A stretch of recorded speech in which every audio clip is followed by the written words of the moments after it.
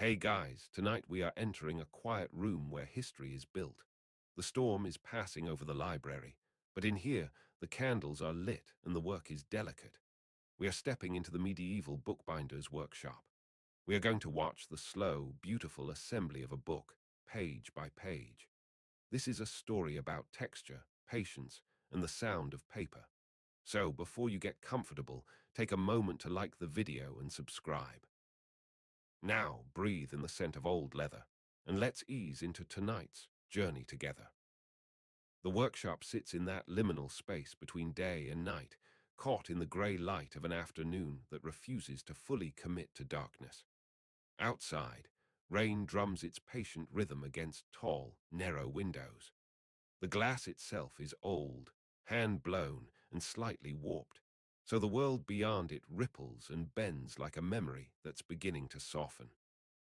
You can see the library courtyard if you look carefully, stone paths traced with moss, the edges of herb gardens that supply pigments and dyes, a well with a rope worn smooth by centuries of hands. But your eyes don't linger there long. Inside this workshop, there is enough to occupy a lifetime of observation. The room is long and rectangular, with wooden beams crossing the ceiling in a pattern that seems to follow no geometric principle except that of growth and necessity. These beams are dark with age and smoke, darkened further by countless fires that have warmed this space through winters in those regions where the medieval world clung to the edges of survivability. The walls themselves are plaster over stone, painted once perhaps in a soft ochre, though now they've faded to the color of old parchment, that pale cream brown that comes only from centuries of accumulated dust, candlelight, and the slow oxidation of everything in the room. It's a color that seems to absorb sound, making the workshop feel even quieter than it is. There are long wooden benches arranged along the walls and down the center of the room, each one worn smooth by the friction of leather, paper, and human intention. On these benches sit the tools of the craft, arranged with a precision that speaks to someone who understands that knowing where something is means more time for thinking, for feeling, for the meditative work itself. Bone folders of various sizes catch what little light exists, their creamy surfaces polished by use until they shine like ancient ivory. Needles of different gauges rest in cloth holders, their points sharp enough to pierce the densest parchment without tearing it. There are knives for trimming, their blades curved or straight depending on their purpose, each one kept sharp enough to cut through leather as though it were cloth. Heavy wooden blocks sit waiting to be used as presses, their surfaces marked with the impressions of countless pages pressed against them. And everywhere, there are pieces of leather in various stages of being transformed from raw material into the covers that will protect pages for centuries to come. The air itself in this workshop is thick with texture. It's not unpleasant, quite the opposite. It's the air of a place where real work happens, where materials have weight and substance and presence. You smell the paper first, that clean vegetal scent that comes from linen and hemp fibers suspended in size, a smell that's almost mineral in its quality, like stone dust mixed with something green. Beneath that is the smell of the leather, which changes depending on where you are in the workshop. Near the raw materials, it's sharp and almost acidic, the smell of animal hide that's been treated with tannins and salts. But as you move toward the finished pieces, the leather smell becomes sweeter, more complex, having absorbed the scent of oils used in finishing, the wood of the covers, the paper inside. And then there's the glue, that warm animal-based adhesive that will only appear later in our journey, but whose presence seems to linger in the air as a promise of what's to come. The light in the workshop is layered and complicated. The windows let in the grey light of the storm, but this is supplemented by candles, dozens of them, placed in holders made of iron and wood, positioned so that they illuminate the work's surfaces without casting deep shadows. Candles are expensive, especially good ones made of tallow or beeswax, but in a workshop like this, they're not a luxury, they're a necessity. The light they provide is warm and slightly flickering, never quite stable, so the entire room seems to be breathing, to be alive in a way that electric light can never quite achieve. This is light that comes from fire, from the slow consumption of rendered animal fat or the harvested nectar of bees, light that brings with it a trace of its own origins. Somewhere behind the workshop, accessible through a low doorway, is the library itself. You can sense it rather than see it, that vast repository of knowledge and binding projects in various stages of completion. This workshop is an extension of the library. Really, it's where the library breathes, where the books are born and reborn, where damaged texts are restored, and new acquisitions are given the protection they need to survive another century or two. The connection between the two spaces is so intimate that the sound of turning pages from the library sometimes drifts through the doorway, mixing with the sounds of the workshop. And the smell of the library, that deeper, richer smell of paper aged past the point of fragility into something almost mineral, seeps through the walls themselves, a reminder that this work here is not for show, not for commerce, but for preservation, for legacy, for the belief that knowledge deserves to survive. You stand in the workshop and feel the weight of that purpose. It's not oppressive. If anything, it's grounding. There's something about being surrounded by pages and leather and the tools of transformation that makes the external world feel less urgent. The rain outside continues its quiet percussion, but it seems to belong to a different reality, a world of storm and hurry that can't penetrate this calm interior. Here, time moves differently. Here, a task that might take 3 hours is not rushed. A task that might require 3 weeks is approached with the same unhurried patience. There are centuries of books that need rebinding, and there will always be more. The work will never be finished, and somehow that's comforting. It means the work itself is the point, not the completion. This is the Medieval Bookbinder's workshop. This is where we're going to spend our evening together. This is where we're going to learn the language of paper and thread, of leather and adhesive, of the slow transformation of raw materials into objects that will outlive everyone in this room by centuries. The rain drums on. The candles flicker. And someone, somewhere in this workshop, is about to begin the work of binding a book. Now let's move deeper into the room. Let's move closer to where the work begins. Let's place ourselves at the edge of the table where stacks of paper and parchment wait for the first transformation. Because before the book can exist as a book, before it can have pages bound together and leather covers protecting its contents, there must first be the signatures.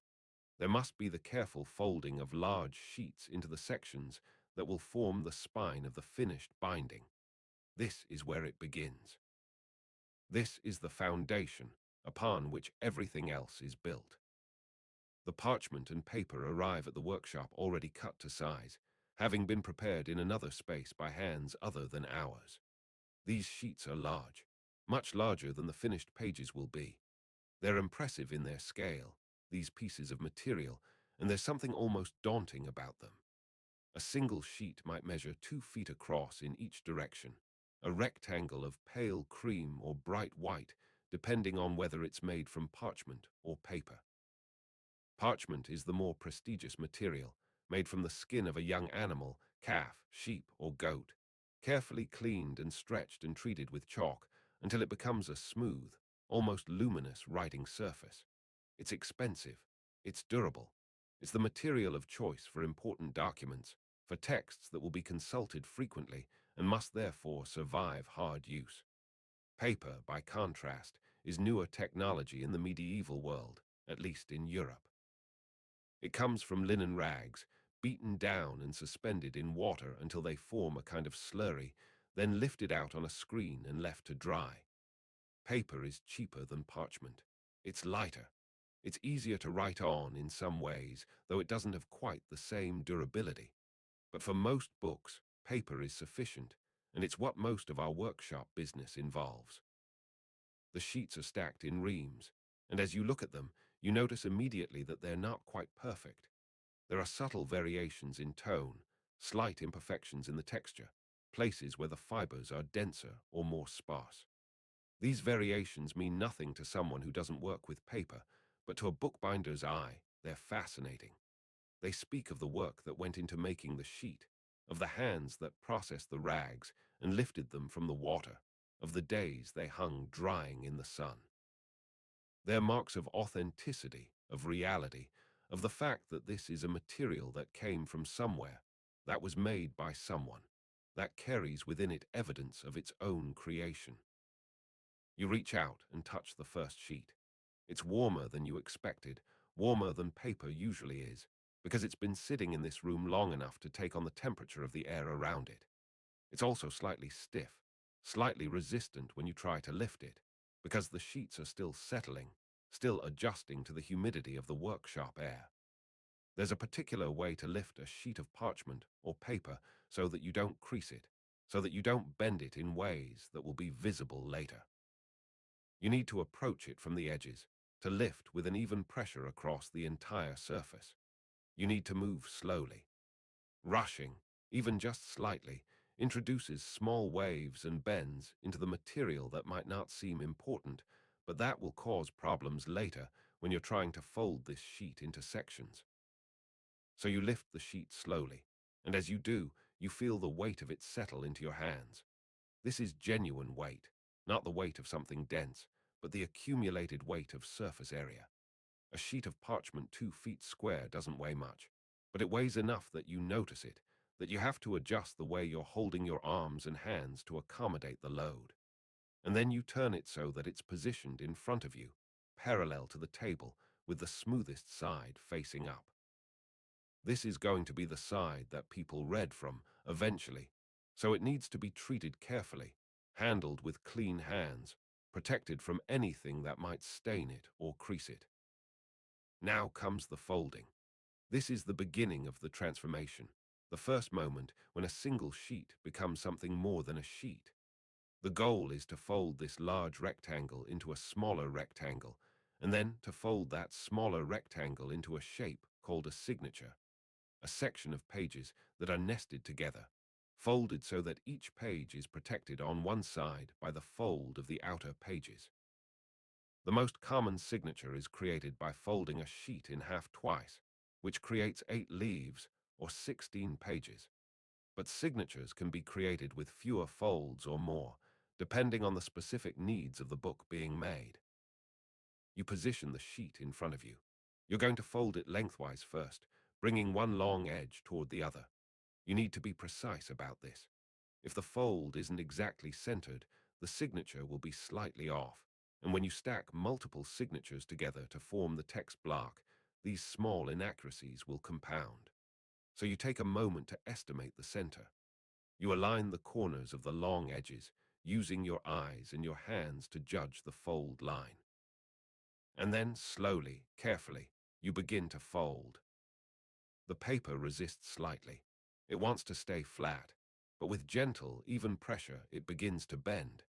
You're not creasing it yet. You're just bringing the edges together.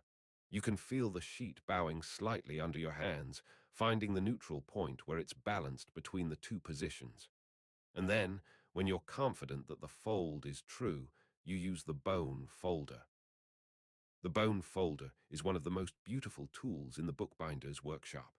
It's simple, just a slim piece of bone, often from the leg of a cow, shaped somewhat like a spatula, with a handle on one end and a curved working edge on the other.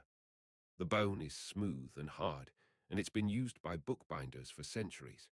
The one in your hands right now is worn at the edges, the handle polished by countless hands, the working edge bearing the marks of thousands of folds. It's an object that carries its history openly, that shows the evidence of its use in the smallest details. You place the folded edge of the paper against the working surface of the bone folder and press down gently.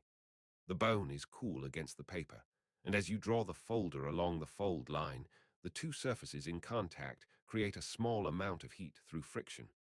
Not enough to warm the paper, but enough that you feel it, enough that you know the tools are working together.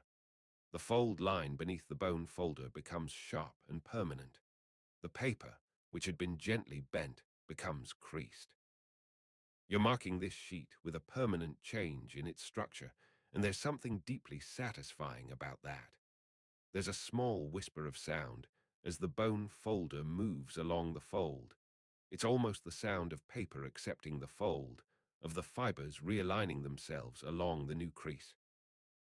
You move the bone folder along the entire length of the fold, making sure that every part of the crease is equally sharp. This matters because when it comes time to pierce this fold with a needle and sew it to its companions, the thread needs to catch the fold evenly. If some parts of the fold are sharper than others, the thread might pull through unevenly, creating stress points that could eventually tear. So you take your time. You're not in any hurry. The rain continues outside. The candles flicker. The workshop breathes around you. When the first fold is creased, you open the sheet back up. Now you have a clear crease line running down the middle of the sheet, dividing it into two equal rectangles. You fold it in half again, this time along a different direction, bringing the top edge down toward the bottom edge. Again, you need to be precise. Again, you need to judge the center carefully and bring the edges into alignment.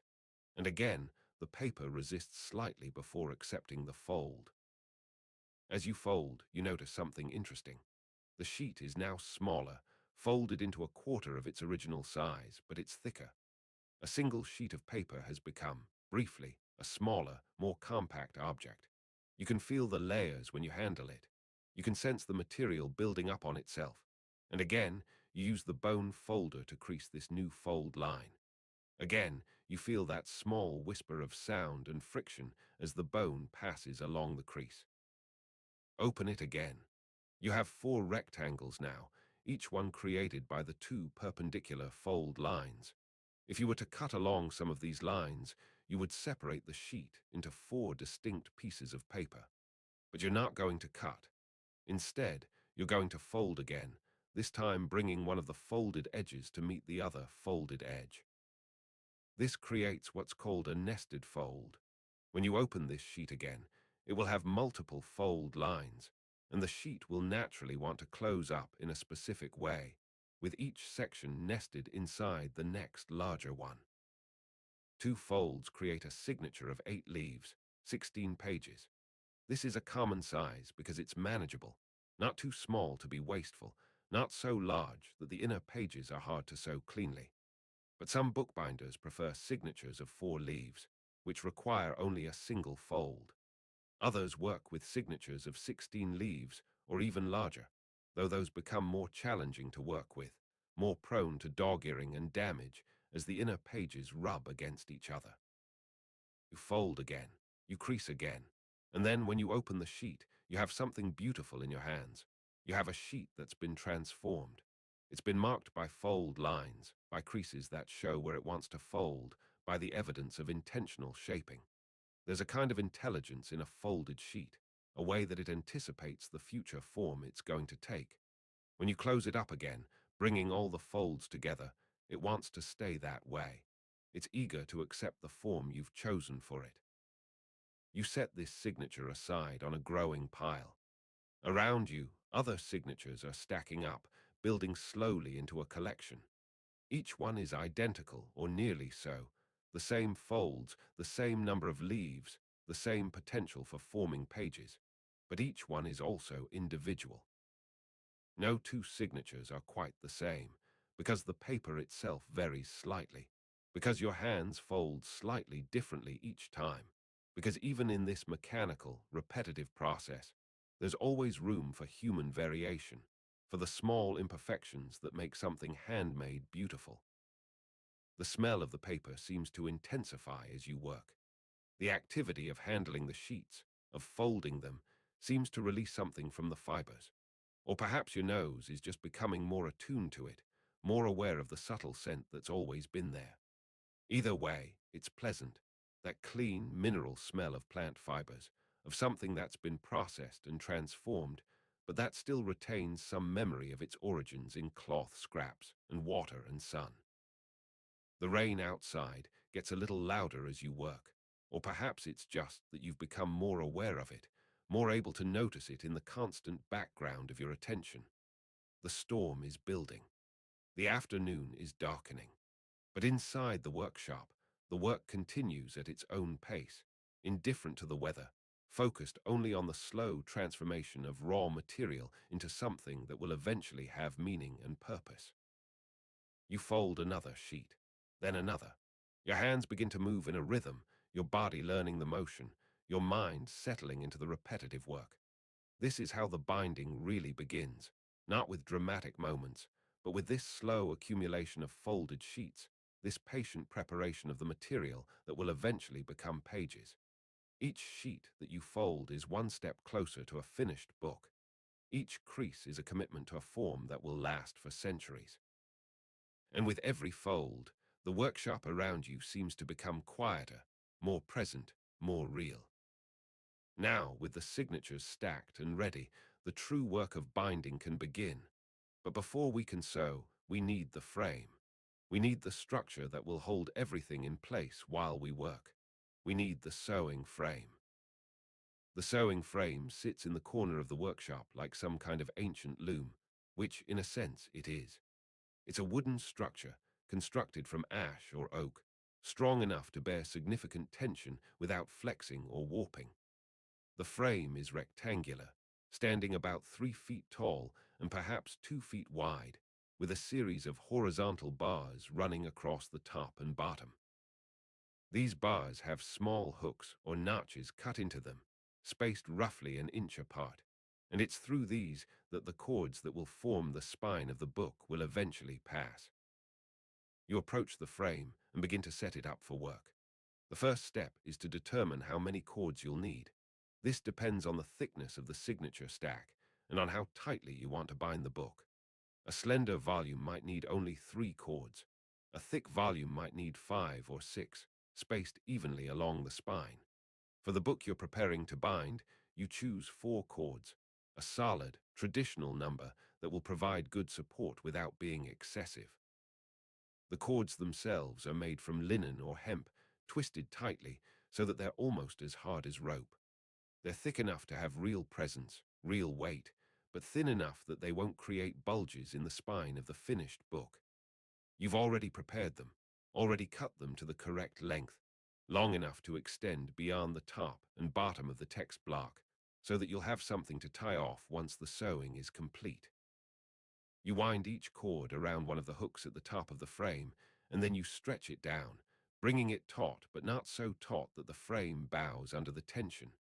Each cord runs the full length of the frame, creating a series of parallel lines. When you're done, the frame is transformed. It's no longer an empty loom. It's a structure full of potential, full of the cords that will hold the book together. You drag the frame closer to your sewing bench, positioning it so that you can reach it comfortably while sitting down. This is important. You're going to be doing precise, detailed work that requires concentration and stillness. If your position is awkward, if you have to reach too far or crane your neck at an uncomfortable angle, the work will suffer. So you arrange everything carefully. The frame goes here. The bench goes there, parallel to the frame, close enough that the work surface is within easy reach. You gather your signatures and place them to your left, in the order you'll be using them. To your right, you place the bone folder and the other tools you'll need for the next phase of work. You sit down. The wooden bench creaks slightly under your weight, settling. You've sat in this spot before, or a spot very much like it, many times. There's a smoothness to the wood where you sit, a slight depression worn by years of bodies doing this same work. Your feet find the stretcher between the bench's legs. Your back finds the rhythm of this position. There's a rightness to it, a feeling that your body recognizes even if your mind doesn't consciously remember. This is a place of work.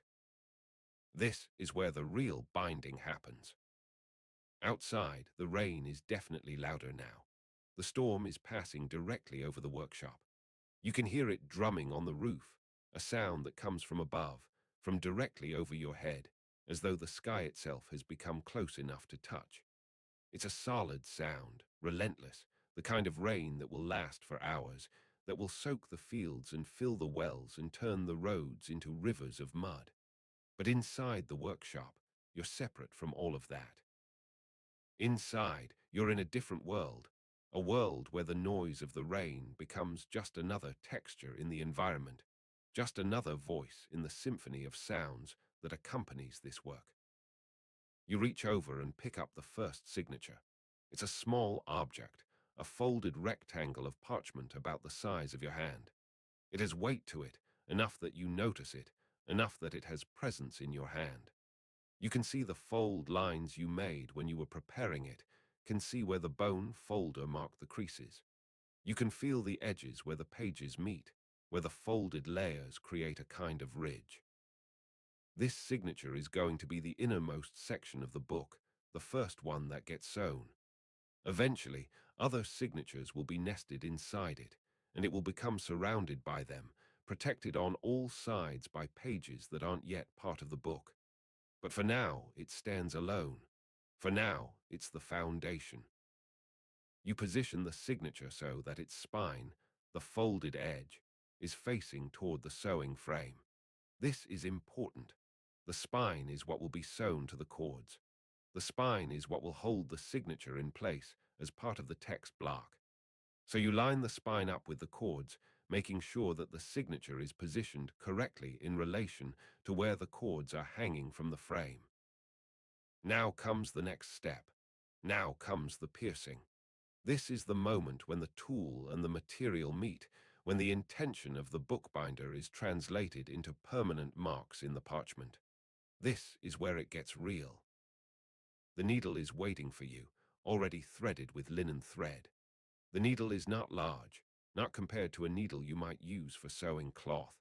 It's relatively fine, sharp at the point, with an eye large enough to accommodate the linen thread, but not so large that it allows the thread to slip. The thread itself is long, easily long enough for several pages, wound around a small spool so that you won't tangle it as you work. You pick up the needle and hold it loosely in your right hand, your fingers finding the familiar position. You steady the signature with your left hand, making sure it doesn't shift. And then, positioning the needle at one of the points along the spine where you want it to pierce, you press the point of the needle into the parchment. The parchment resists. It's not soft or yielding the way cloth would be. It's firm, almost hard, dense with the fibers that make it strong and durable. The needle point presses against it, creating a tiny indentation, and for just a moment you wonder if you'll be able to push through. You wonder if the parchment is too tough, if the needle is too fine, if this whole process might fail right here at the beginning. But then you press harder, applying steady, even pressure, and the needle begins to bite into the material. You feel the resistance changing, shifting from a smooth pushing against the surface to a slight flexing as the needle works its way through the thickness of the parchment. And then, suddenly, almost without warning, the needle breaks through. It's a small pop, barely audible, barely visible, but you feel it clearly in your hand. It's a satisfying sensation, that moment when the tool passes through the material, when the resistance suddenly gives way. The needle has pierced the signature. The first hole has been made. The signature is marked.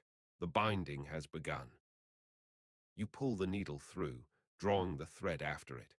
The thread slides through the hole you've created, leaving a thin line of linen running across the surface of the parchment. When you're done pulling, several inches of thread hang freely on the far side of the signature. You'll need this thread to work with in the next steps, so you leave it loose for now. You reposition the signature and make the next piercing. This one is lower along the spine, offset from the first hole by a few inches. Again, you feel the resistance of the parchment against the needle. Again, you push through, meeting that moment of give when the needle finally breaks the surface. Again, you draw the thread through. You continue, making a series of holes along the spine of the signature. Each hole is precisely positioned, calculated to fall where the cords of the sewing frame are positioned. Because when you begin the actual sewing process, the thread will need to loop around these cords, will need to make contact with the cord in order to bind the signature to it. Miss the cord, and the binding won't work. The thread will pass through the spine of the signature, but it won't actually connect to the supporting structure. So the placement of these holes is crucial. As you pierce each hole, you're aware of the material responding to your intention. The parchment doesn't want to be pierced. It wants to remain whole, undamaged, its surface unbroken. But you're overriding that, using the needle to assert your will over the material. It's not violent, this process. It's not aggressive, but it's definitely assertive. You're making marks, creating permanent changes in the material, and the material is accepting these changes even as it resists them. The smell of the parchment seems to intensify with each hole. Or perhaps it's the smell of the thread, the linen releasing its own scent as it moves across the surface of the parchment. Or perhaps it's just that you're becoming more aware of the sensory experience of this work, more present with every moment of it. You can smell the rain outside, mixing with these interior scents, a humid air pressing against the windows, the smell of stone and water from the courtyard beyond. When you've completed the piercing on the first signature, you sit back slightly, taking a moment to look at what you've done. The spine of the signature is now marked with a series of small holes, each one positioned precisely, each one the beginning of a path that the thread will follow. The signature no longer looks like a pristine piece of material. It's been worked on. It's been changed. It's been claimed by the binding process, marked as something that's in the process of becoming something else. You set the first signature aside and pick up the second one. The process repeats. You position it on the frame. You position the needle. You press it into the parchment, feeling that familiar resistance and breakthrough. You create the holes. Each signature is treated the same way, with the same care, the same precision, the same respect for the material and the process. As you work, your hands begin to settle into a rhythm. Needle positioned, parchment pressed, push and break through, thread drawn through. The motions become more automatic, more fluid, less dependent on conscious thought. Your mind can settle into a kind of meditative state while your hands do the work they've been trained to do. This is the gift of repetitive work done with attention. It allows both focus and relaxation simultaneously.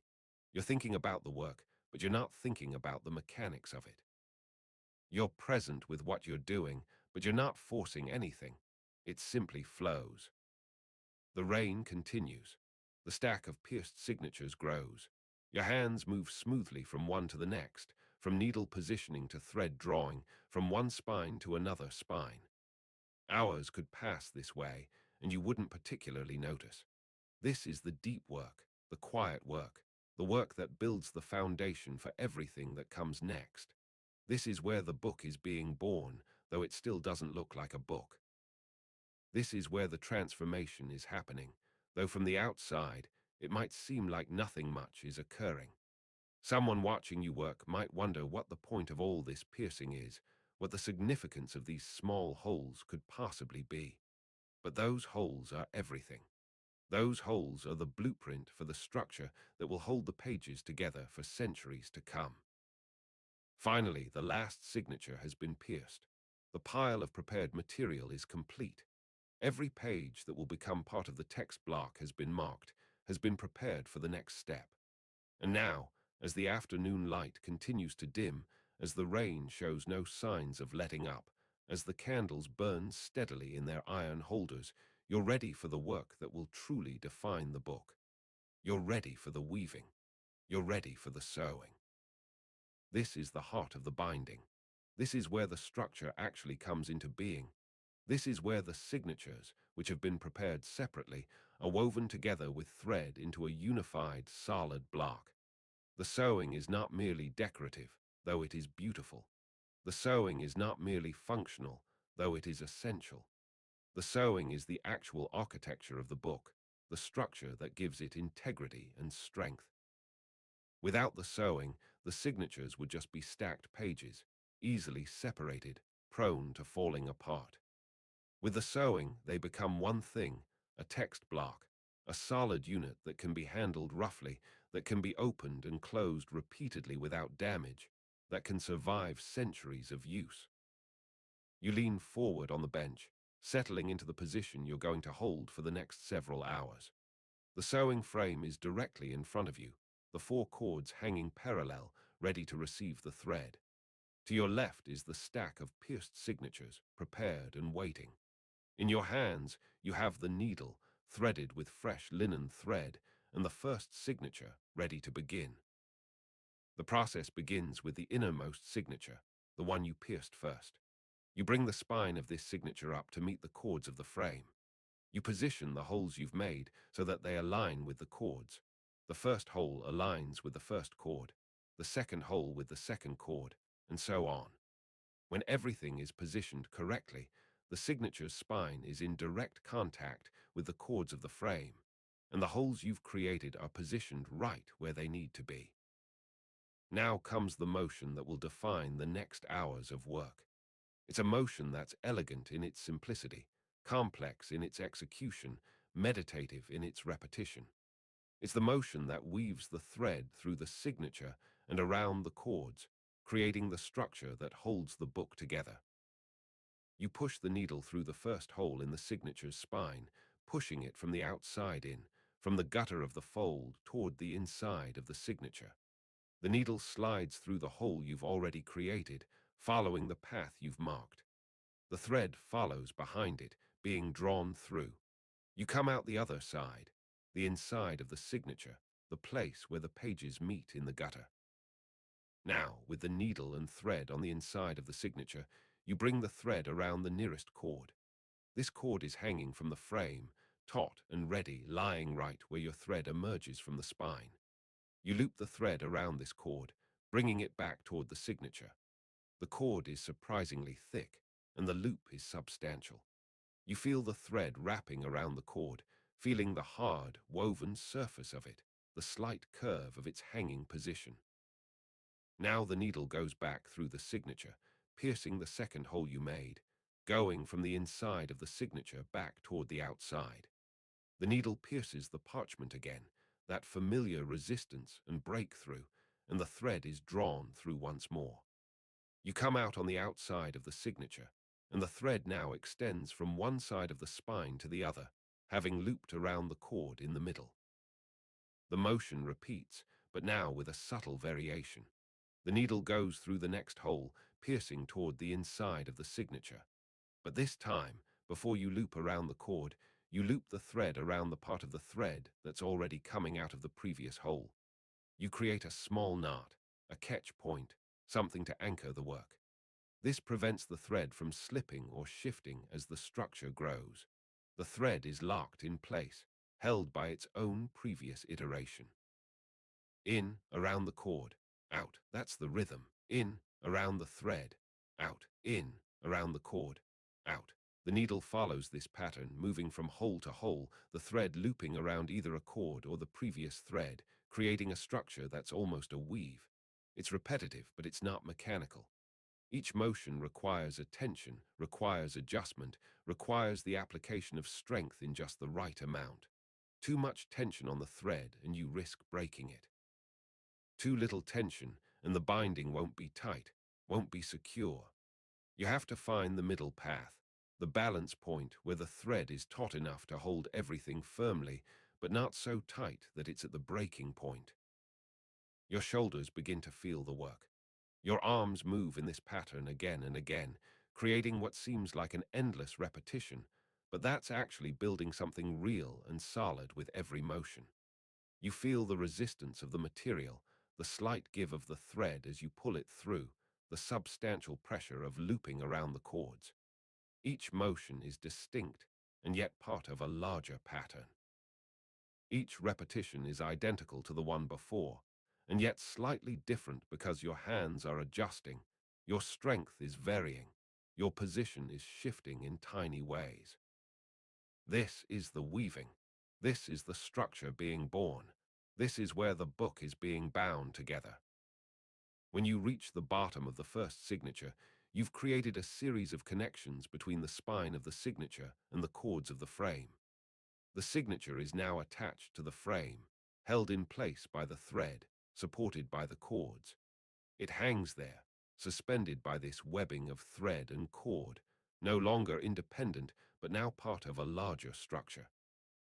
Now comes the second signature.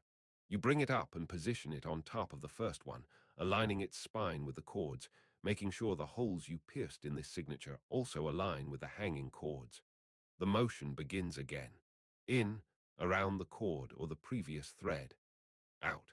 The thread weaves through the second signature just as it did the first, creating the same structure, establishing the same connections.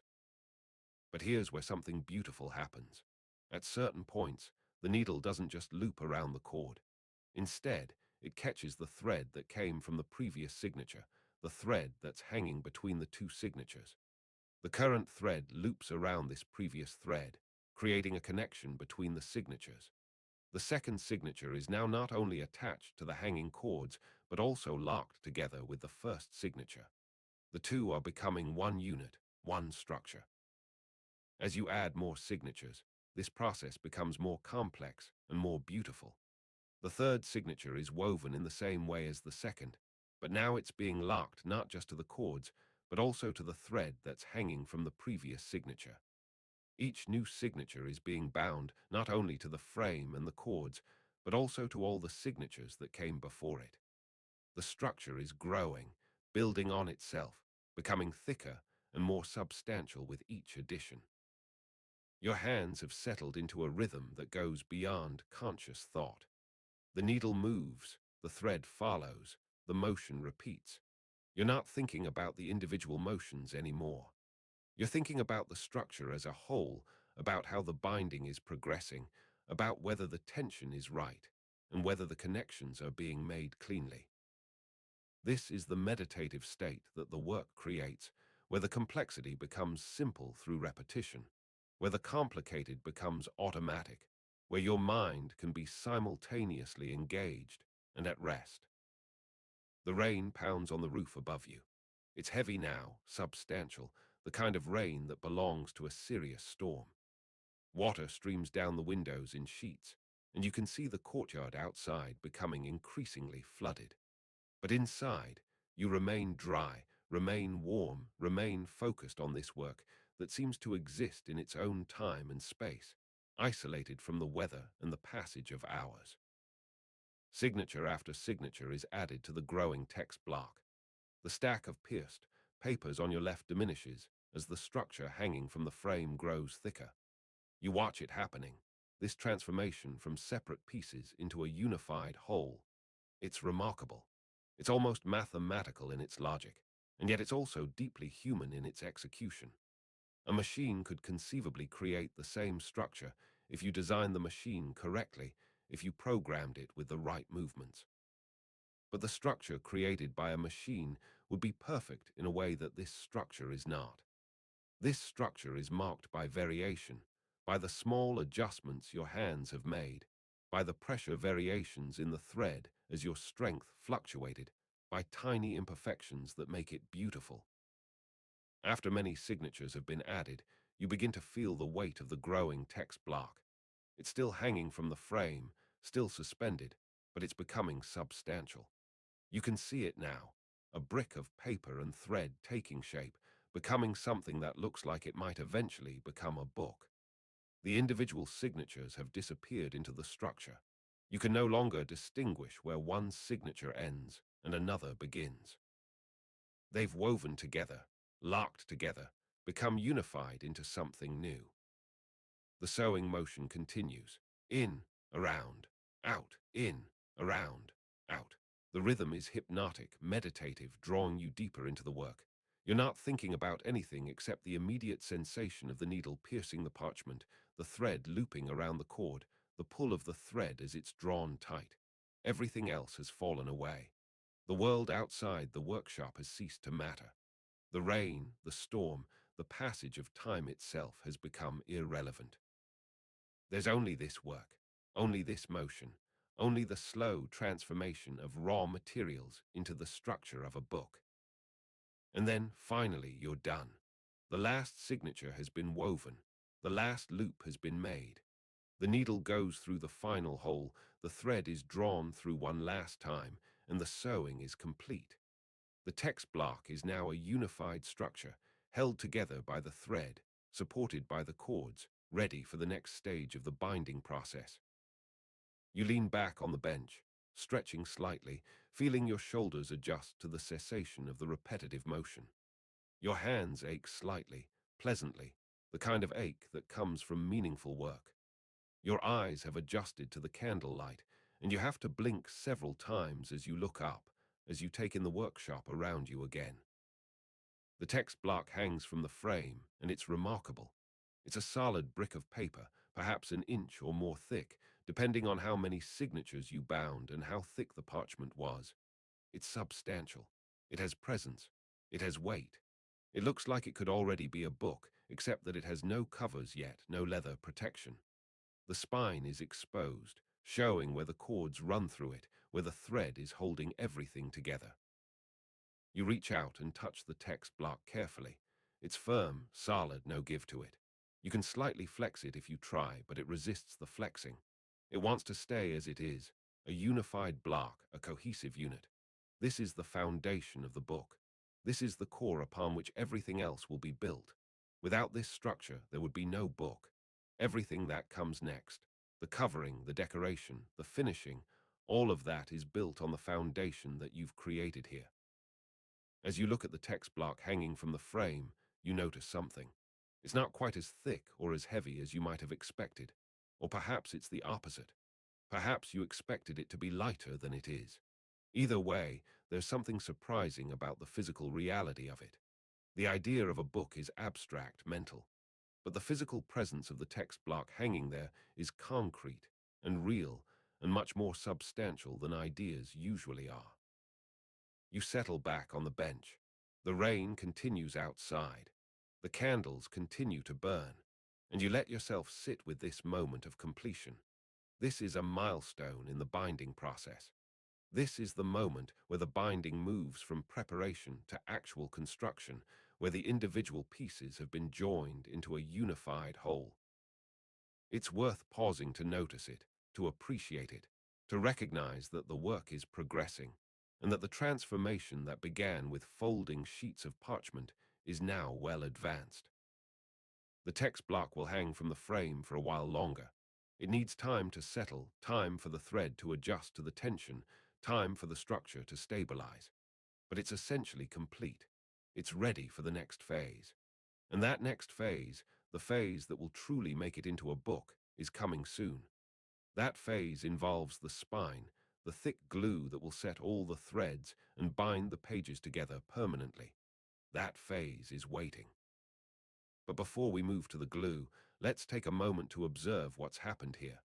Let's recognize that this text block, hanging from the frame, is already a complete structure. It's already a unified object. It's already something that couldn't have existed before, something that you've created through the application of skill, patience, attention, and intention.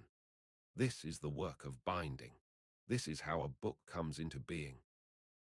As the afternoon light continues to fade and the storm rages on outside, you're aware that you're in the middle of something that's simultaneously ancient and eternal. Bookbinders have done this work for centuries. They've sat at benches very much like this one, using tools very much like the ones you're using, and they've woven thread through parchment in patterns very much like the ones you've just created. And the books they made are still here, in the library beyond the workshop, still readable, still beautiful, still carrying the knowledge and the stories that people deemed important enough to preserve. What you're creating now will endure. The threads you've woven will hold pages together long after you're gone. The structure you've built will protect knowledge and story and wisdom for people who haven't even been born yet. This isn't abstract.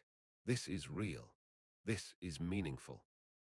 And as you sit there, hands aching pleasantly, candles flickering, rain drumming on the roof above, you understand in a visceral way why bookbinding has always been valued as a craft, why it's been protected and preserved and passed down from master to apprentice for centuries.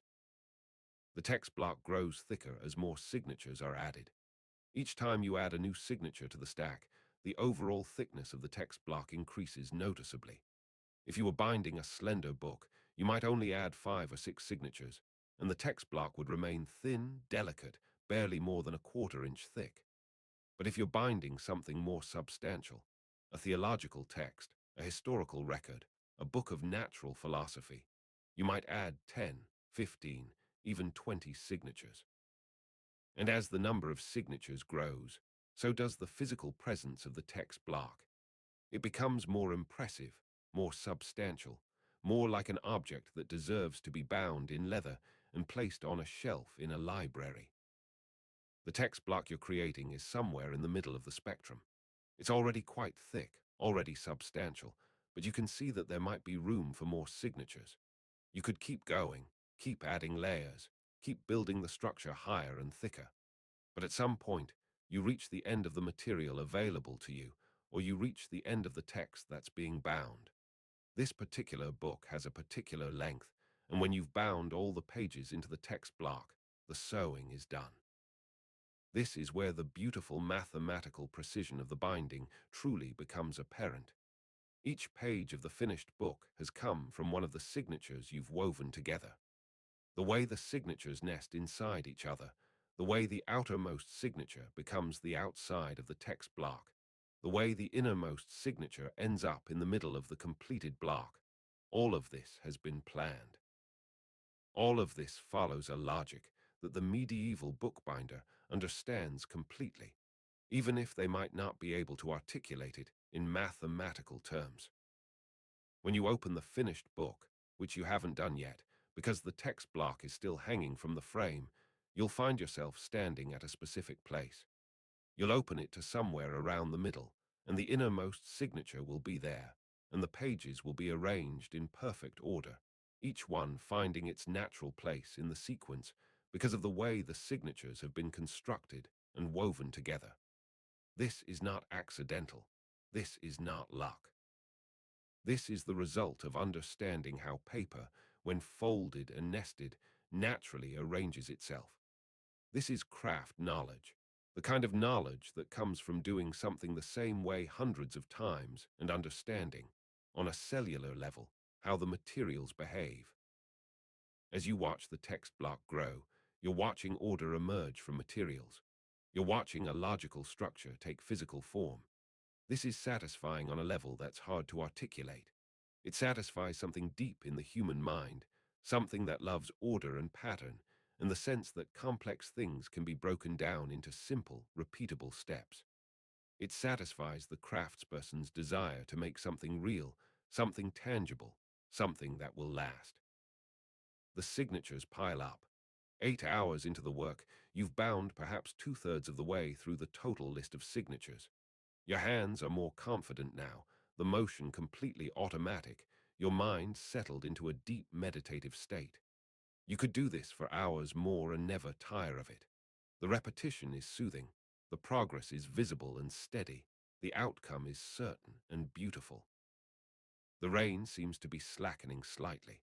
The constant roar of it on the roof has diminished to a steady drumming, still substantial but no longer overwhelming. You can see the courtyard beyond the windows more clearly now. The paths and gardens are deeply flooded, but the downpour itself seems to be passing.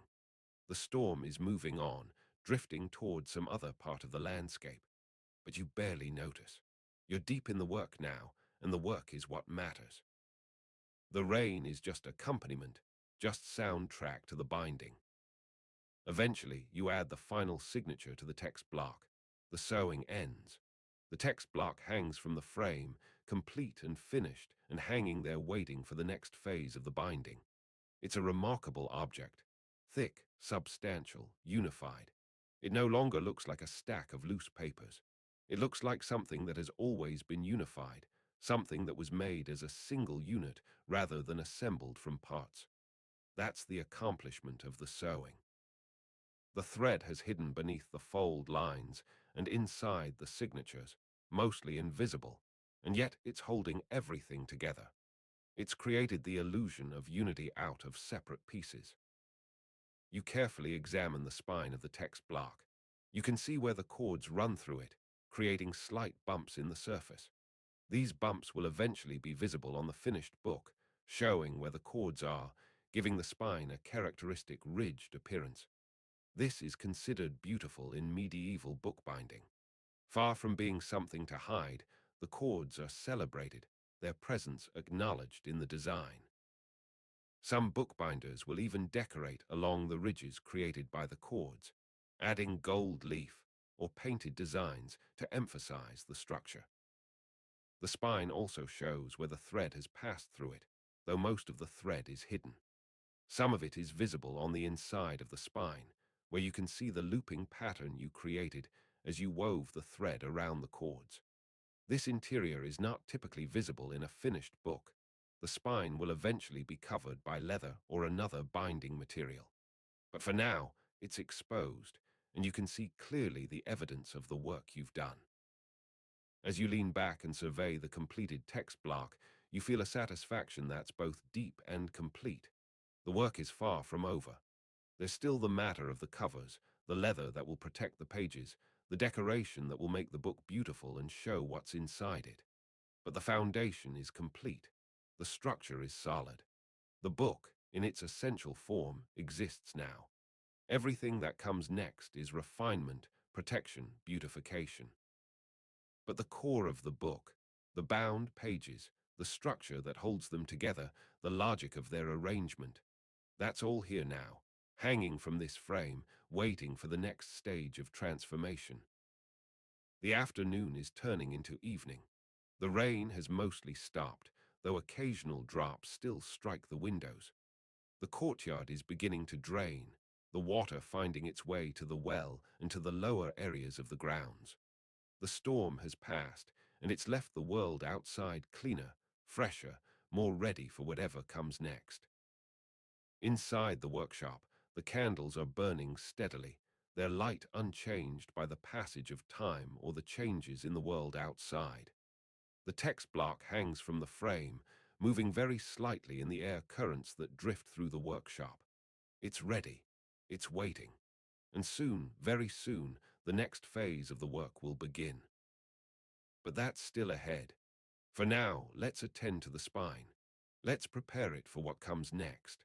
Let's get ready for the moment when the warm glue will be applied, when the threads will be set permanently into place, when the structure of the binding will be finalized and locked into permanence. This is the final piece of the text block's transformation. This is where the ephemeral becomes permanent. This is the gluing. The hide glue comes in a solid form, usually a cake or a stick pale tan in color, brittle enough to break easily. In its solid form, it smells faintly of what it is, the result of boiling animal skins and bones, of rendering the collagen that holds the tissues together. It's not a pleasant smell, but it's not unpleasant either. It's just a smell, an aspect of the material, something you accept as part of working with this substance. Before you can use the glue, you need to prepare it. You need a small heating vessel, something that can be kept warm but not boiling. In the medieval workshop, this is often a small metal pot, suspended over a lamp or a small flame, or kept warm in a bath of hot water. The principle is simple. You need to heat the glue enough that it becomes liquid and workable, but you can't let it get too hot, or it will break down, will lose its adhesive properties. You need to find the precise temperature where the glue is liquid enough to spread, but not so hot that it's degraded. You prepare your heating apparatus. You break pieces of hide glue off the cake, placing them in the small pot. You suspend the pot over gentle heat, and you wait for the transformation. Gradually, over several minutes, the solid glue begins to soften. The pieces that were hard and brittle begin to soften at their edges. They begin to move slightly as they heat, beginning to break apart. You stir gently with a small wooden stick, helping the process along, breaking the larger pieces into smaller ones so that they'll heat more evenly. Slowly, slowly, the glue becomes liquid. It goes from thick to thin, from opaque to translucent, from solid to something that flows like honey. When the glue reaches the right temperature and consistency, it's ready. You lift the pot carefully from the heat. You've been working toward this moment for hours, and you want to make sure you don't spill this carefully prepared material. You set it down on the workbench near where the text block is hanging from the frame. The heat rises from the pot in gentle waves. The smell of the glue intensifies now that it's warm, becoming more present, more forceful. It's not unpleasant. There's something about the smell of warm hide glue that's almost organic, alive, purposeful. The brush is ready. You've selected one specifically for this task. Natural bristles, firm enough to hold the glue and not drip excessively, yet flexible enough to spread the material evenly. You dip the brush into the warm glue, and the bristles immediately become coated, become heavy with the liquid adhesive. Now comes the application. The spine of the text block is waiting, still hanging from the frame, exposed and ready for this final transformation. This is where the threads are set, where the structure is locked, where the ephemeral becomes permanent. You lift the text block very slightly, just enough to give yourself access to the spine, and you position the brush. The first stroke is the most important. You bring the brush laden with warm glue to the spine of the text block, and you begin to spread the glue along the edge where the threads emerge. The glue is warm against the paper, warm against the thread, warm against your fingers where you're holding the text block. It spreads evenly, finding its way into the creases and folds of the spine, seeking out the threads that are hidden within the structure. As the glue touches the threads, something shifts. The threads, which have been loose or only somewhat taut within the spine, begin to be surrounded by adhesive. The glue works its way between the fibers, finding its way into every gap, every space. When it dries, it will pull everything together, will lock the threads into place, will make permanent the structure that you've so carefully created. You brush along the entire spine, making sure that every part of the thread structure is coated with glue. You pay special attention to the areas where the cords run through the spine, making sure that the glue penetrates deeply there, making sure that the threads are locked securely to the cords. This is where the majority of the stress in the finished book will be concentrated, so this is where the glue is most important. The smell of the glue intensifies as you work. It fills your nostrils, becomes almost overwhelming, becomes something that's difficult to ignore. It's a smell that's both animal and chemical, both ancient and immediate. It's the smell of connection, of things being joined together at the molecular level. It's a smell that will fade over time as the glue dries and sets. But for now, it's present and powerful and impossible to ignore. The warmth of the glue is remarkable. You can feel it radiating from the spine, warming your fingers where you're holding the text block. It's the kind of warmth that feels good on a cool afternoon, that feels nourishing and alive. The glue itself seems to have a kind of life to it, as it's liquid, moving and flowing, finding its own level, seeking out the crevices and hiding places. When the spine is fully coated, you step back slightly. The text block glistens now, the warm glue coating the spine, making it shine in the candlelight. The cords are visible through the glue, creating slight bumps in the surface, showing clearly where they run through the spine. The whole structure seems to be coming together now, becoming more real, more solid, more like an object that will last. As you watch, the glue begins to cool and set. The surface begins to thicken, to lose its gloss, to become matte. The edges begin to harden, to set, to become solid again.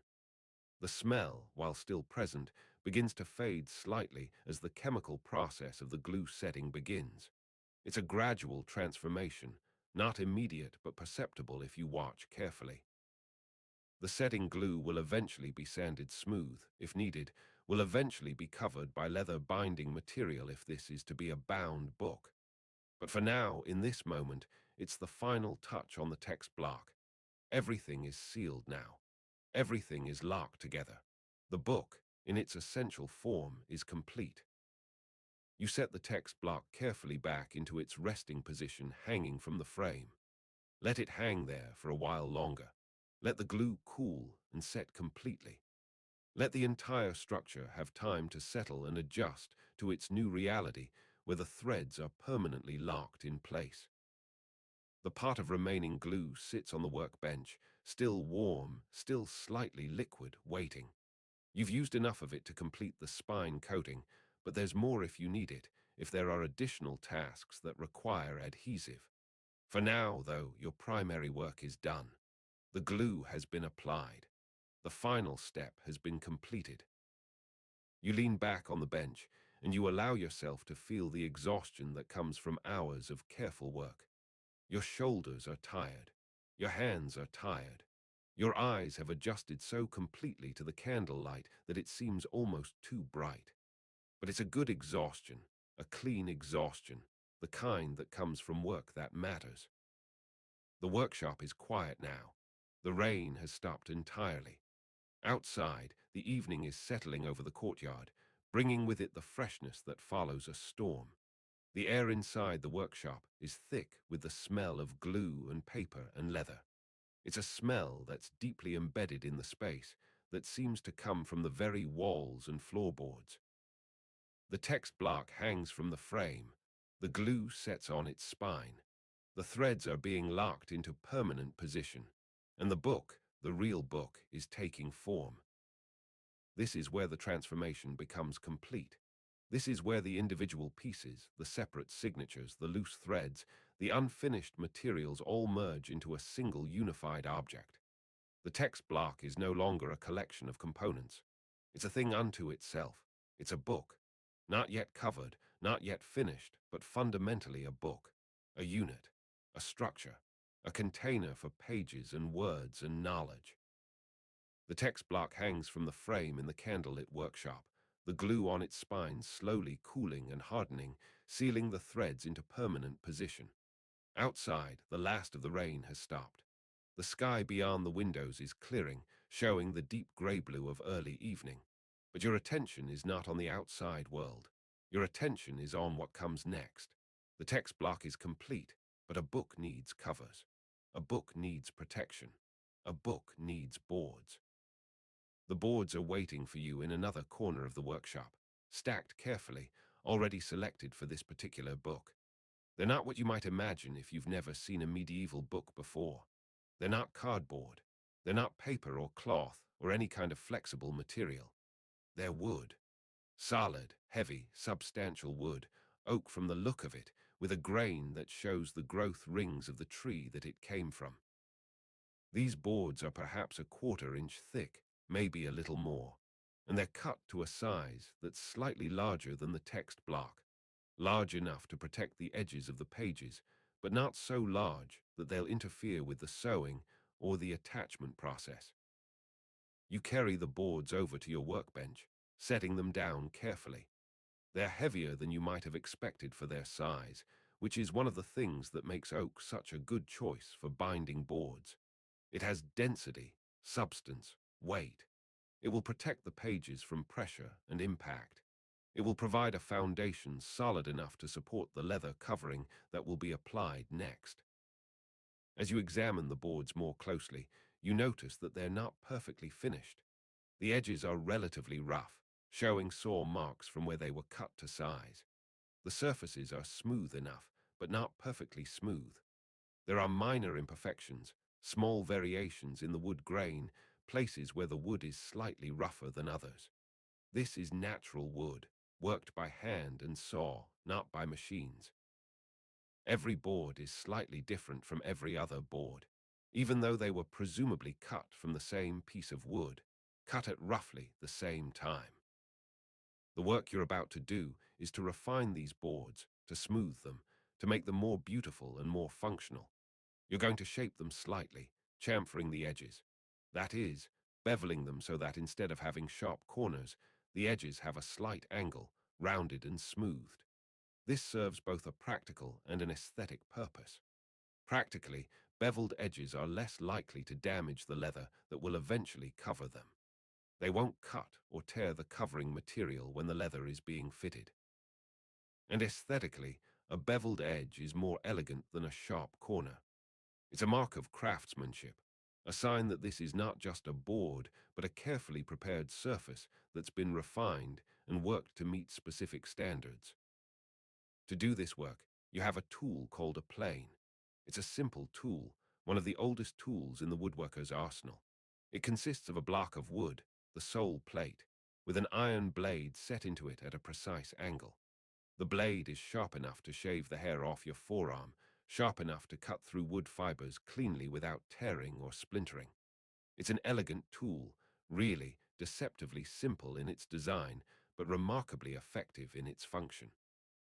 You pick up the plane and weigh it in your hand. It's substantial, heavy enough to bite into the wood effectively, but not so heavy that it becomes exhausting to use. You've held this plane many times before, or planes very much like it. Your hand knows where to grip it, knows how to apply pressure, knows the motion that will make it work effectively. You position the first board on the edge of your workbench, clamping it firmly so that it won't shift as you work. Then you position the plane at one of the corners, ready to begin the chamfering. The blade of the plane is set to take off just a thin shaving. You don't want to remove a lot of wood, just enough to create a subtle angle at the corner to smooth away the sharpness. And then you begin to move the plane along the edge of the board. The sound is remarkable.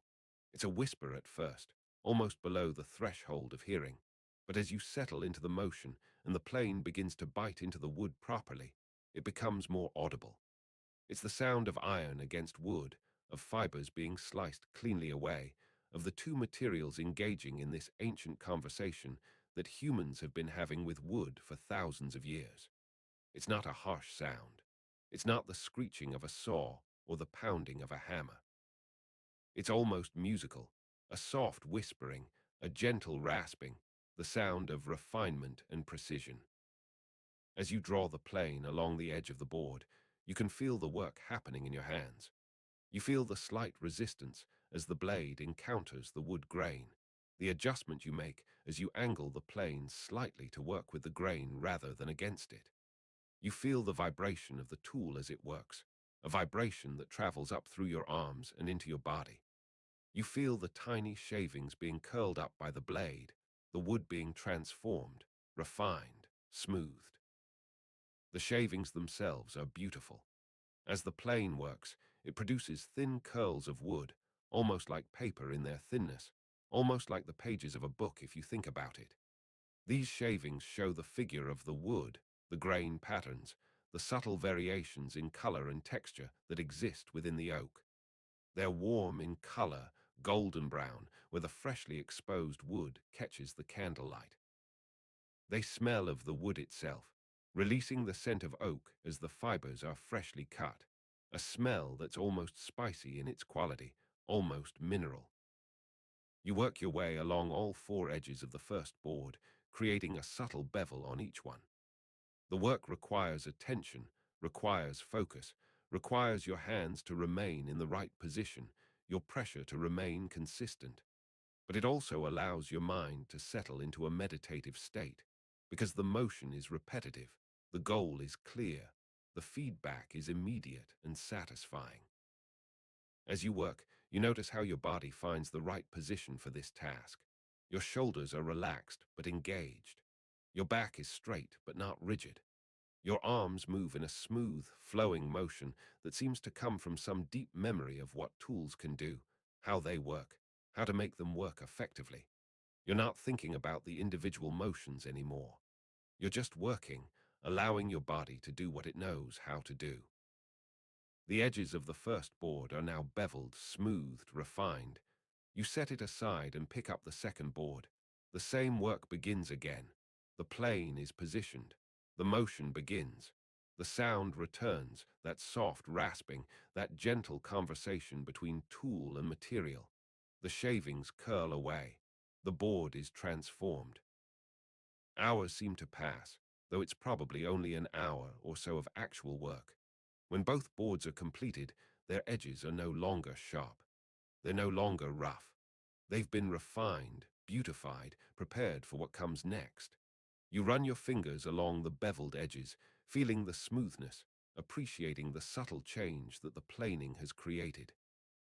The workshop smells of fresh oak now, the sharp, fresh scent overriding the lingering smells of glue and parchment. Dust from the planing has settled over everything, giving the workspace a slightly different appearance, as though a thin veil has been drawn over it. You brush the dust away, clearing the workbench, preparing for the next phase. Now comes the lacing. The text block still hangs from the sewing frame, the glue on its spine now fully set and hardened. The cords that run through the spine extend beyond the edges of the text block, hanging down and to the side, waiting to be used. These cords are the connection between the text block and the boards. They're the structural link that will join the flexible pages to the rigid protection of the covers. The first step is to position the boards in relation to the text block. The boards need to be placed so that they align with the top and bottom edges of the text block, so that when they're attached, they'll provide even protection for all the pages. You lift the first board and position it so that it's parallel to the spine of the text block, so that the edge of the board aligns with where the pages end. You're not attaching it yet. You're just positioning it, getting a sense of how it will sit in relation to the text block. The cords that protrude from the spine are the key to this connection. These cords need to be threaded into the board, pulled tight, and secured. In the finished book, the cords will be largely invisible, hidden inside the structure, but their purpose will be felt in every handling of the book. They're what prevent the pages from pulling away from the covers. They're what keep the text block unified with the boards. To thread the cords into the board, you need to create channels or grooves where the cords will sit. This is usually done by carefully cutting channels into the inside surface of the board, one channel for each cord. The channels need to be positioned so that they align with where the cords hang from the spine, and they need to be deep enough that the cord can sit securely in them without projecting. You have a tool for this as well. A groove cutter or a careful knife work with chisels. You position the first board and begin to mark where the channels need to go. You align the board with the text block, noting where each cord emerges from the spine. You mark these positions on the surface of the board. Then, with careful cuts, you create shallow channels in the board's surface, channels that are just deep enough and just wide enough to accommodate the cord. The work is delicate, requiring precision and attention. A cut too deep and the structural integrity of the board is compromised. A cut too shallow and the cord won't sit properly. A cut in the wrong position and the lacing won't align properly. But you've done this work before, or work very similar to it, and your hands remember the proper technique, the right amount of pressure, the angle that works best. When the channels are cut, you thread the cords through them. You take the first cord, the one that emerges from the spine at the top, and you pull it into the first channel. It settles there, lying in the groove you've created, the hemp or linen cord fitting snugly against the wood. Then you pull the cord tight. This is important. The cord needs to be taut, needs to be pulled with enough force that there's no slack in the connection, but not so tight that it risks breaking or so tight that it distorts the board or the spine. As you pull the cord, you feel the resistance. The cord is anchored inside the spine, and it doesn't want to move. You have to apply real pressure, real strength to pull it tight.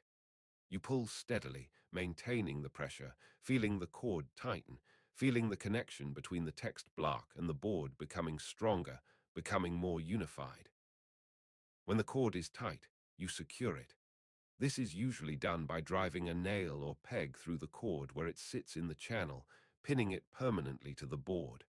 Or sometimes the cord is knotted on the inside surface of the board, knotted so tightly that it can't pull out. Either way, the cord is locked into place, secured, permanent. You continue with the remaining cords, threading each one into its corresponding channel, pulling each one tight, securing each one. With each cord that you secure, the connection between the text block and the board becomes stronger, more unified.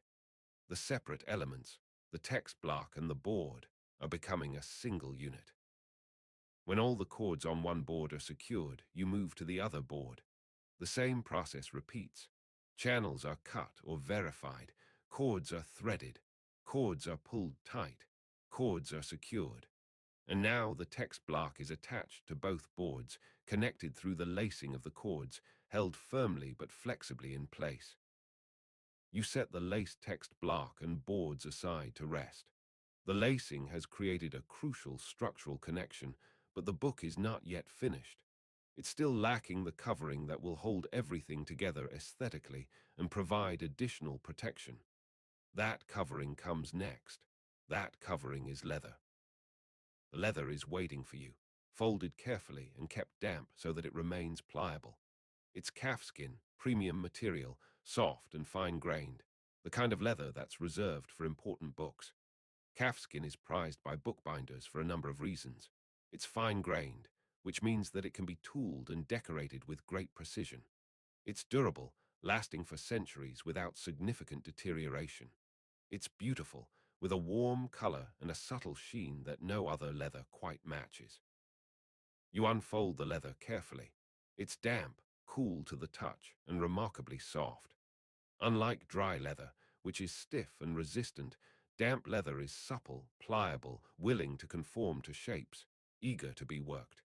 You can feel this in your hands as you hold it, this sense of malleability, this sense that the leather is ready to be shaped and formed into whatever you need it to become. The leather has been cut roughly to size, cut large enough to cover the boards and wrap around the spine with enough material left over for the turn-ins, the parts of the leather that will be folded over the edges and tucked inside the covers. You position it on your work surface and begin to prepare it for application to the boards. The first step is to position the text block and boards in the center of the leather.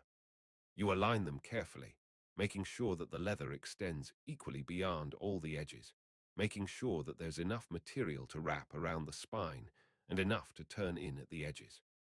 The positioning is important because once the leather starts to adhere to the boards, you won't be able to move things around much without damaging the leather or the underlying structure. Now comes the adhesive that will bond the leather to the boards. This is typically the same hide glue that you used for the spine, warmed again to the right consistency, liquid enough to spread, but not so thin that it drips or runs. You have a fresh pot of glue, warmed and ready. You have a brush, and you're prepared to begin the application. You apply the glue to one of the boards first. You brush it across the outer surface, the side that will be exposed in the finished book, the side that people will see and touch. The glue goes on in a thin, even layer. You don't want glue pooling or beading up. You want an even coating that will adhere the leather firmly without creating excess glue that might seep out from under the leather and stain it. Then you begin to position the leather. You carefully lift the edge of the leather and press it down onto the glued surface of the board. Your hand presses down with gentle but firm pressure, starting from the center and working outward. This is important. You want to smooth out any air bubbles that might be trapped between the leather and the board. Air bubbles will create weak spots, will create areas where the leather isn't properly adhered, where it might eventually separate. You work methodically across the entire surface of the board, pressing the leather down, smoothing it, feeling it conform to the surface of the board. Your palm becomes the tool for this work, feeling the leather adhering, feeling the elimination of air pockets, feeling the unified connection forming between the leather and the wood beneath it. When the first board is done, you repeat the process with the second board. Glue is applied. The leather is pressed down. Your hand smooths across the surface, pressing, conforming, eliminating air bubbles. And now both boards have leather adhered to their outer surfaces. The leather wraps around the spine as well, covering the cords that run along the spine, creating a unified appearance. But the work is not complete. The edges of the leather need to be folded over the edges of the boards, need to be turned in, need to be secured on the inside. This is where things become more complex. This is where the geometry becomes important. This is the part that requires real skill and care. The corners are the trickiest part. Where the leather comes to the corner of the board, it needs to fold over in a specific way, creating what's called a mitered corner. This is a joint, an angle, a meeting point of two folded edges. Done correctly, the mitered corner is nearly invisible, a seamless joint where two edges meet perfectly, with no overlap and no gap. Done incorrectly, it's obvious, clumsy, showing that the person doing the binding didn't quite understand the geometry of the fold. You position yourself at the first corner of the first board. The leather is still damp, still pliable, still ready to be shaped.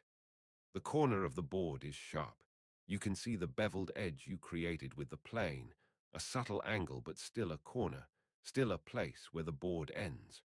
The leather needs to turn this corner, needs to fold smoothly from the upper surface of the board to the outer edge. The technique for creating a proper mitered corner is surprisingly elegant. You fold the leather at a 45-degree angle at the corner, creating a triangular flap of leather. This triangle is then folded under, creating a mitered joint where the two folded edges meet at the corner. The fold is tight, precise, with no overlapping leather and no exposed wood at the corner. You take the leather at the corner and fold it carefully. The leather wants to wrinkle, wants to bunch up, but you work against this, pressing the fold flat, working your fingers, and then the bone folder along the fold line. The mitered corner is a fold and a turn and a precise placement of the leather so that everything lines up perfectly. You repeat this at all four corners. Each corner requires the same attention, the same precision, the same careful folding and pressing. When all four corners are mitered properly, the leather has gone from a flat sheet to a three-dimensional covering, conforming to the shape of the boards, creating smooth, unified surfaces with corners that show no obvious joints or overlaps. Now comes the final step of the leather application, the turn-ins. These are the edges of the leather that wrap around the inner surfaces of the board, the parts that are visible when you open the book.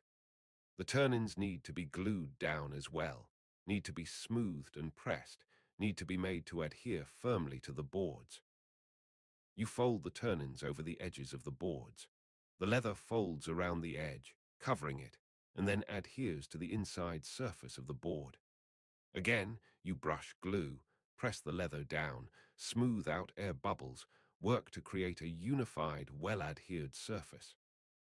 When all the turn-ins are done, the book is covered. The leather has completely wrapped the wooden boards and the spine of the text block. The book is no longer just a text block. It's now a unified object, a three-dimensional form that's solid and complete. The leather covers everything, protects everything, makes everything into a unified whole. But the leather needs time to set and dry. It needs to cure, needs to become firm again after being damp and workable. This is where the press comes in. The nipping press is one of the most impressive pieces of equipment in the bookbinding workshop. It's a heavy piece of machinery, constructed from iron and wood, built to exert tremendous pressure on whatever is placed between its plates. It's not a delicate tool. It's a brutal tool, in a way, built to crush and compress with absolute authority. The press consists of two flat plates, one fixed at the bottom and one movable at the top. Between these plates is a large threaded screw mechanism, operated by a wooden screw handle or wheel. As you turn the screw, the top plate descends, exerting increasing pressure on whatever is caught between the plates. You carry the leather-covered book, now bound, now finished in all its essential elements except for final decoration, and you place it carefully between the plates of the press. You position it so that the pressure will be distributed evenly across the book, so that all parts of the binding will experience the same amount of compression. The placement is important because uneven pressure can damage the book, can compress it unevenly, can distort its shape. With the book positioned, you begin to operate the screw. Your hands grip the wooden wheel or handle, and you begin to turn it. The screw mechanism engages, and the top plate of the press begins to descend. The sound is remarkable. It's a slow, methodical sound, the creaking and groaning of iron and wood being put under stress. There's the squeak of the screw mechanism, a high-pitched sound that's almost musical in its quality. There's the groan of the wooden framework, the sound of substantial forces being applied. And then, as the pressure increases, there's a kind of solid thudding sound as the pressure reaches its maximum and the mechanism reaches the limit of its travel. The book is now compressed between the plates under tremendous pressure, being flattened, being compressed, being forced into perfect alignment. The leather will set under this pressure. The boards will fully adhere to the text block. The glue will cure and harden, locking everything into permanent form.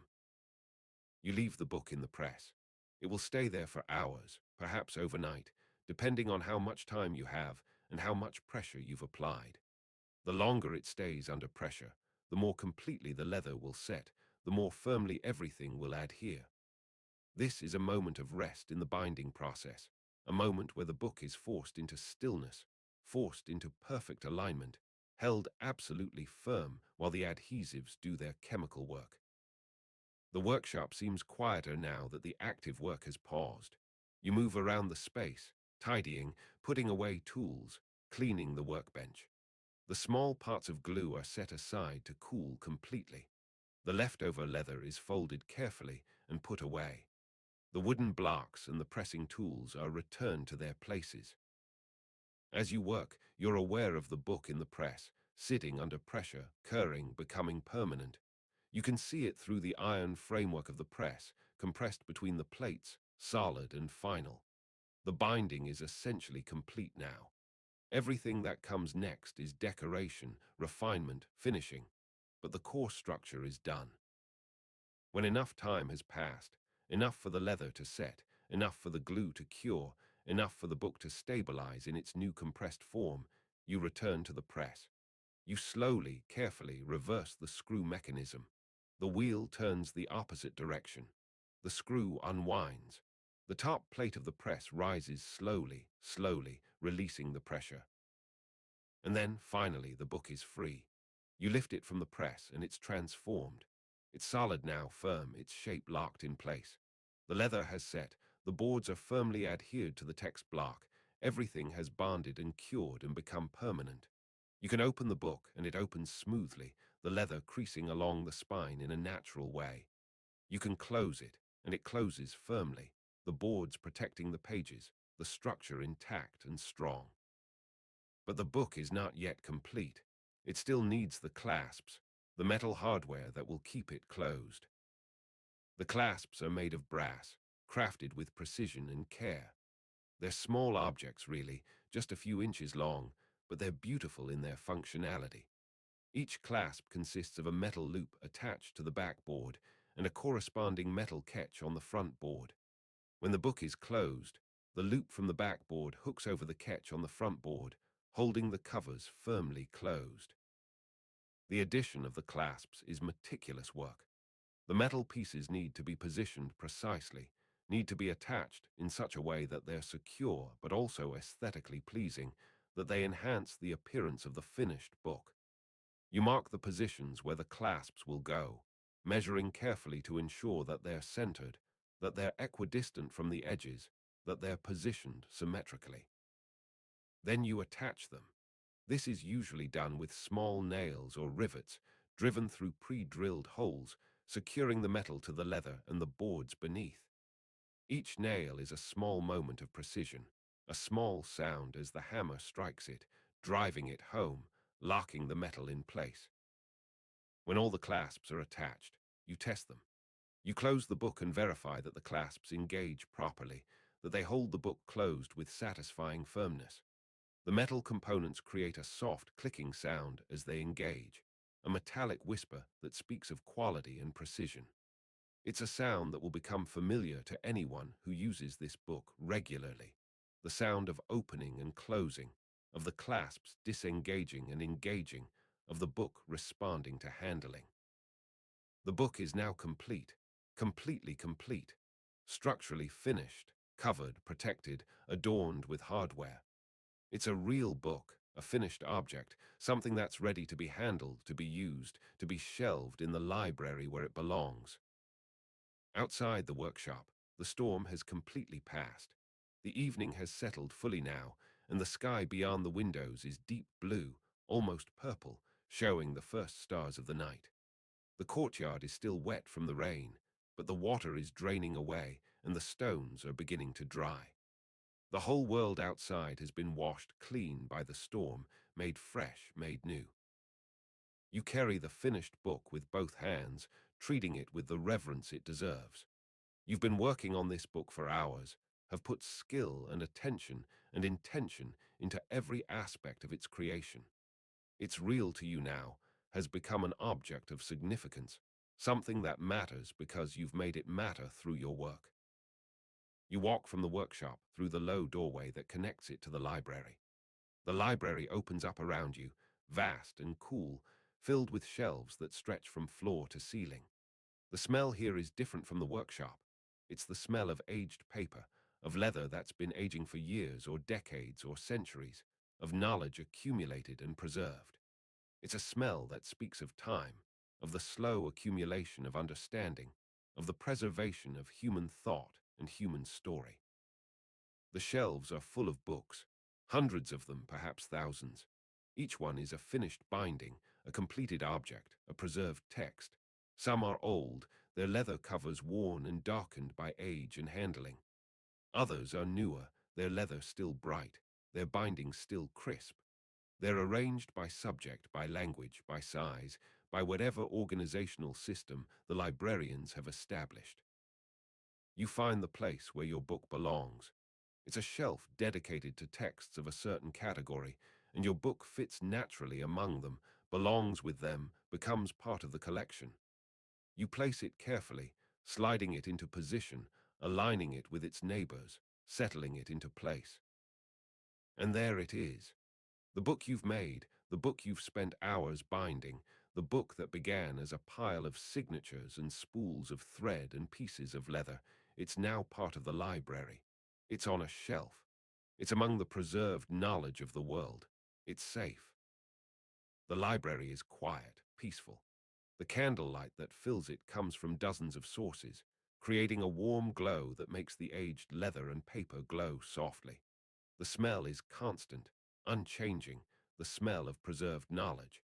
In this moment, surrounded by centuries of accumulated human understanding, you feel something settle in your chest, a sense of purpose, a sense of having participated in something larger than yourself, something that will continue long after you're gone.